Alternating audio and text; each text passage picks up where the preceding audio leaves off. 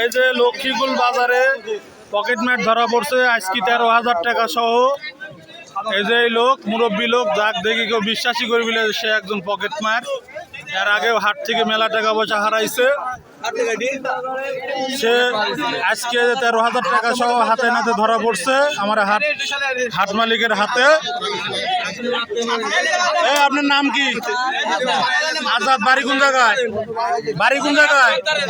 বনপাড়া। বনপাড়া কোন জায়গায়? বনপাড়া কোন জায়গায়? বনপাড়া কোন জায়গায়?